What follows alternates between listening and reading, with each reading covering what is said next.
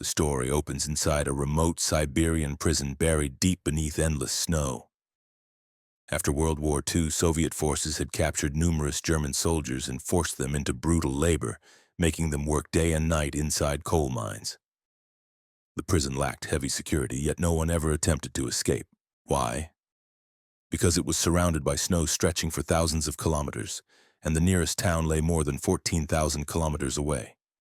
Escaping was not merely dangerous, it was a death sentence in the freezing cold. No one had any real chance. But there was one prisoner who still held hope. His name was Reed Feierl. Intelligent and determined, Reed had been sentenced to 25 years in that prison, yet he refused to believe his life would end there. He missed his wife, he missed his daughter, and deep inside he believed he could get out. One day that opportunity finally appeared. He discovered a way to sneak onto a coal freight train leaving the prison. As the train rolled into the frozen night, Reed looked up and saw the stars. For the first time in years, he felt truly free. But that freedom did not last long. The train was stopped not far from the prison, and when Reed looked out, a Russian soldier was already standing there, pointing a gun at him. Reed was caught. This time, instead of being locked up again, they threw him into an open-air cell. There was no roof, no shelter, only snow, wind, and freezing rain. He was left there for 2 full days. On the 3rd morning, the prison warden came to see him. He did not shout or threaten him. He simply said, "Your friends are waiting for you." Reed did not understand until he was taken back to the other prisoners. They stood in a circle holding sticks and iron rods. They had not eaten in 2 days, punished because of Reed's escape. And now, they wanted someone to blame. Without hesitation, they attacked him. Reed was beaten so badly that he had to be carried to the prison hospital. The doctor, who was also a German prisoner, did everything he could to help. When Reed finally opened his eyes, weak and broken, he looked at the doctor and said, "I am going to try again. But this time, I will need your help." The doctor stared at him, shocked. Even after all that, Reed was not ready to give up. The doctor looked at Reed and told him that escaping from the prison was nearly impossible. Even if he managed to get out, the freezing cold outside would kill him. But then he revealed a darker truth as well. Staying inside meant a slow death, too. The coal mines they worked in were filled with poisonous carbon, and every breath brought them closer to diseases like cancer. That was when the doctor said something Reed did not expect. He told him to escape. One last time, whatever it takes. He opened a small storage box and handed Reed all his warm clothes, boots, gloves, a thick coat, everything he had been secretly collecting. Then he gave him a gun for protection. He told Reed that Russian soldiers often hid food near the railway lines, and if he was lucky, he could survive on it. Reed asked why he was giving everything away, and the doctor simply said, "Because I don't have time." He had been planning to escape himself, but just a week ago he found out he had cancer. The doctor knew he wouldn't live another month. Before Reed left, the doctor handed him a lunchbox and said, "If you make it, please give this to my family. Tell them I didn't make it out." That night, Reed escaped again, this time on foot. He didn't want any risk. He walked through the dark, pushing forward through snow and cold wind. Even when morning came, he didn't stop. He was terrified that soldiers would find him. And back at the prison, the warden had already discovered his escape. He rushed to the doctor's quarters, but it was too late. The doctor had taken his own life. He knew what would happen if he got caught helping a prisoner. He wouldn't survive it. So he made his choice. The warden immediately sent out teams of soldiers with orders to bring Reed back alive. They searched for days, but heavy snowfall had already erased Reed's tracks. It was as if he'd vanished into the storm. Most believed he had frozen to death. But the warden wasn't convinced. He knew Reed was stronger than that. He knew this man wouldn't give up easily. And he was right. Out in the snow, Reed was still moving, tired, freezing, starving, but still going. On the 9th day after his escape, just when it felt like the end was near, he suddenly heard dogs barking behind him. He turned and saw a sled racing toward him. Before he could react, the sled slammed into him and kept going. Reed's eyes snapped open and he realized it was just a hallucination. The dogs, the sled, none of it was real. In truth, he had been walking on foot for the past 9 days. His food was gone, his body was exhausted, and every step felt heavier than the last. Hunger clawed at him, and his legs barely moved. But still, he didn't stop. He couldn't. Days passed, and his strength continued to fade. Eventually, his body gave up. He collapsed in the snow, unconscious. Hours later, he slowly opened his eyes to a strange sound echoing around him. He turned his head, and there, not far away, was a seal. For the first time in days, Reed's eyes lit up. A spark of hope returned. He fumbled for his gun, raised it, and tried to aim. But his hands were trembling. Weakness took over, and the shot missed. The seal bolted. Reed's heart was racing. That small animal was his only chance at survival. He couldn't lose it. He forced himself up and ran after it. But as he sprinted, the ice beneath him cracked, and in a split second he plunged into freezing water. His legs slammed into something sharp, and pain shot through him. Still, he pulled himself out, soaked, hurt, but determined. He kept chasing the seal, limping through the snow. Just as the creature was about to slip away behind a rock, he stood there in shock for a second, and then dropped to his knees with relief. After days of starving, this moment felt like a miracle. Reed had food now. He cooked the meat, ate until he was full, and finally rested. That night, for the first time in weeks, he slept with a full stomach. But the journey wasn't over. Reed was still completely alone in a world of white, surrounded by nothing but snow. His mind could have broken. The silence, the isolation, it was enough to drive anyone mad. But Reed kept himself grounded. He talked to himself. He repeated positive thoughts out loud.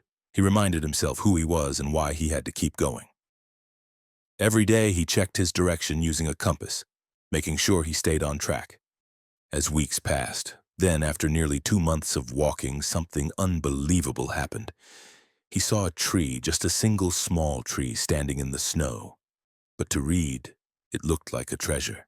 He ran toward it laughing and wrapped his arms around it. That tree meant one thing. The snowfield was finally ending. He had crossed it. And just as he hoped, a little farther ahead the forest began. The white gave way to green. The air smelled different. He had survived the worst part of the journey. He was finally out of the frozen dead zone. And for the first time in a long time, Reed smiled. Not out of hope, but out of victory. That night, Reed gathered some wood, lit a fire, and for the first time in what felt like forever, he slept in peace. Surrounded by trees with warmth on his skin and no guards or fences, he felt human again. But whether the next day brought more peace or another nightmare, no one knew. Elsewhere, the Warden was still obsessed. He had not stopped searching.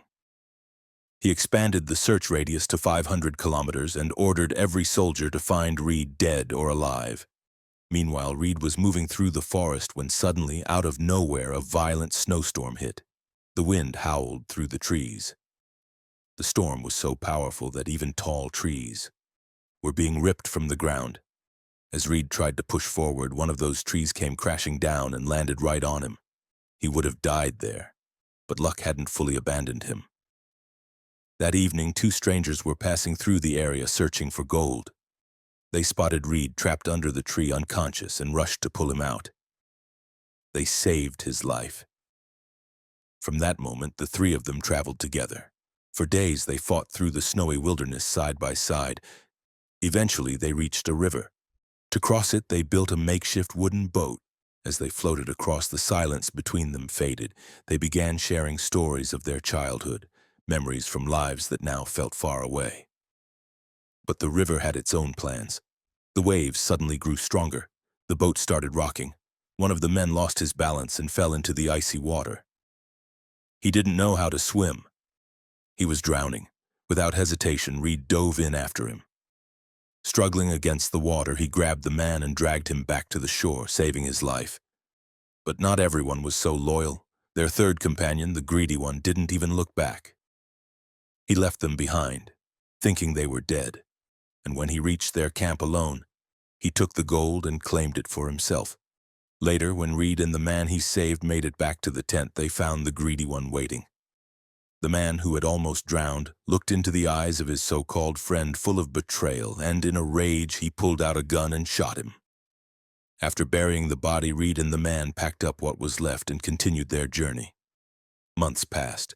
They walked through forests, through storms, always hoping to find signs of life. But winter returned, and the forest was soon buried beneath a thick layer of snow once again. The gold was heavy, and Reed's companion struggled to carry it. Seeing him fall behind, Reed offered to help. "Let me carry it for a while," he said. But greed can twist the mind. The man suspected Reed of trying to steal the gold. In a sudden burst of panic and rage, he shoved Reed to the ground and stormed off alone. Reed hit the frozen ground hard and lost consciousness. When he woke up, the world was spinning, his head throbbed. And then he heard it. Growling, a pack of wolves was closing in. Reed scrambled to his feet and started climbing a tree. But as he climbed, one of the wolves leapt and sank its teeth into his leg. He screamed in pain. The tree, already weak, cracked under the pressure and snapped. Reed immediately fell hard. Lying there in the snow surrounded by wolves, Reed thought it was over. But then some loud gunshots echoed through the forest. When Reed opened his eyes, a few of the wolves were lying motionless in the snow. The rest had vanished into the trees. Standing nearby were hunters, locals from a nearby village. They had heard the wolves and arrived just in time. The hunters carried Reed back to their village. The people there treated his wounds, gave him food, and finally safety. After years of running, hiding, bleeding, and freezing, Reed had finally made it. He had reached human civilization. Reed was deeply touched by the kindness of the villagers. He stayed there for many days, and they treated him like family, offering food, shelter, and warmth that he hadn't felt in years. But one day, everything changed. A letter arrived, signed by the warden himself. It warned that a German soldier had escaped from prison and that anyone helping him would be considered a traitor. As much as Reed wanted to stay, he couldn't risk the lives of those who had helped him. With a heavy heart, he decided to leave. Before he left, the villagers gave him supplies and a loyal hunting dog to keep him company. For the first time in a long while, Reed didn't feel alone. He and the dog traveled for days until they came across a lumber mill. The dog, hungry, ran inside searching for food. Reed followed, only to be recognized by some workers who took him to the owner. Reed told him everything, his escape, his journey, the years he had spent running. The workers felt sorry for him and gave him food, and the owner arranged for Reed to secretly board a train headed toward Germany. Reed's heart filled with hope. Maybe he was finally going home, but that hope shattered quickly. What Reed didn't know was that the mill owner had informed the warden. When the train neared the next station, Reed spotted soldiers waiting in the distance. His instincts kicked in. Before the train could stop, he jumped off and ran. Russian guards saw him and started chasing. Reed sprinted across the tracks, but suddenly, out of nowhere, the warden appeared right in front of him. His heart sank. It felt like the end. Just as the warden raised his hand to grab him, Reed's dog lunged at the warden, biting hard and knocking him back. That one moment gave Reed the chance to run again. But as he ran, a gunshot echoed behind him. He turned and saw his dog lying. Pain tore through him, but he didn't stop. He ran harder, climbed a bridge, and leaped onto a passing train. Just like that, he vanished into the wind once again.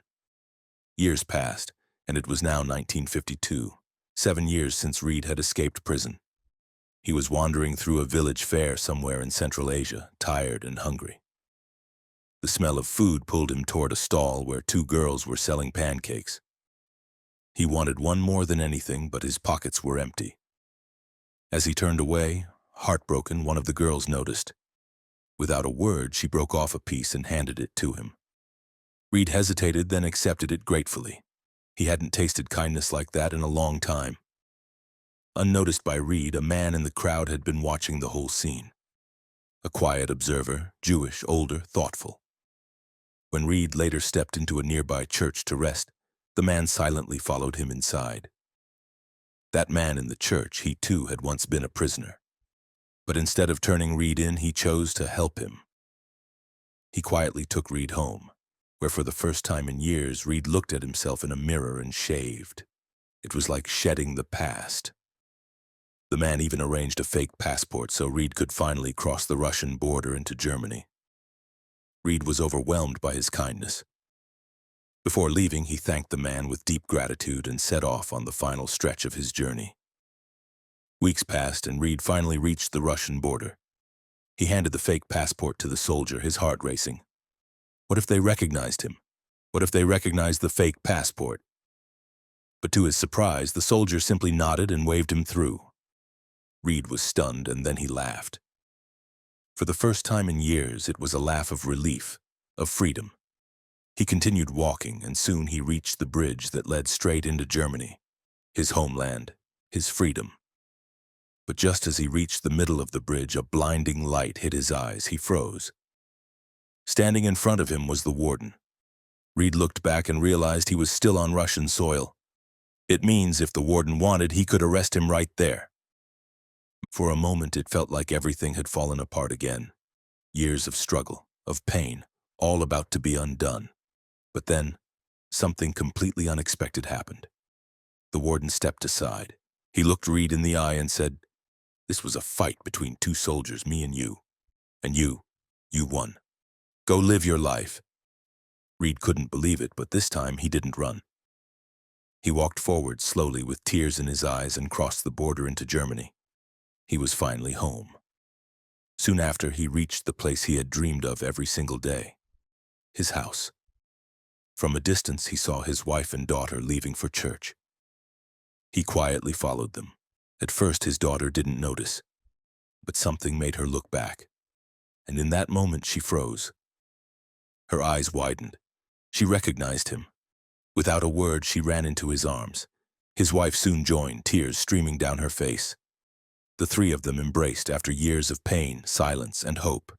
And that's how this incredible journey ended.